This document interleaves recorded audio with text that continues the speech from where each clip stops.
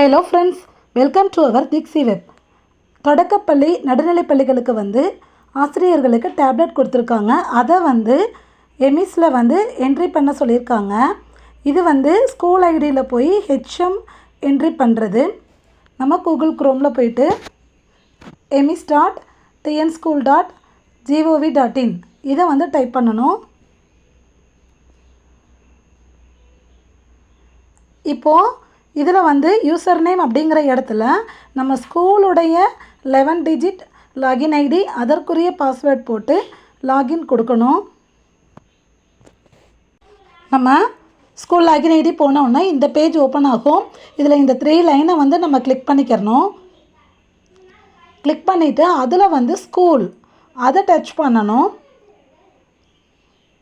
ஸ்கூலில் போயிட்டு இன்ஃப்ராஸ்ட்ரக்சர் அதில் டேப்லெட் ட்ராக்கிங் இதை கிளிக் பண்ணணும்.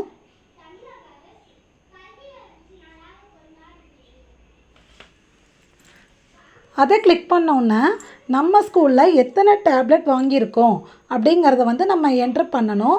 என்டர் ரிசீவ்டு கவுண்ட் அதை கிளிக் பண்ணிவிட்டு இப்போ 2 வாங்கியிருக்கோம் அப்படிங்கிறனால 2 கொடுத்து சப்மிட் கொடுத்துடணும். இதை கொடுத்ததுக்கப்புறம் அசைன் டீச்சர் அப்படின்னு கேட்கும். அதாவது நம்ம ஸ்கூலில் எந்தெந்த டீச்சருக்கு டேப்லெட் கொடுத்துருக்காங்களோ அவங்க பேரை நம்ம அசைன் பண்ணணும். இப்போ மிடில் ஸ்கூல்னால் நிறைய டீச்சர்ஸ் இருப்பாங்க. அவங்களில் யாருக்கு நம்ம கொடுத்துருக்கோமோ அந்த அசைன் டீச்சர்ஸில் எல்லாரோட பேரும் வரும். யார் யாருக்கு கொடுத்துருக்காங்களோ அந்த பேரை மட்டும் நம்ம சூஸ் பண்ணிக்கணும்.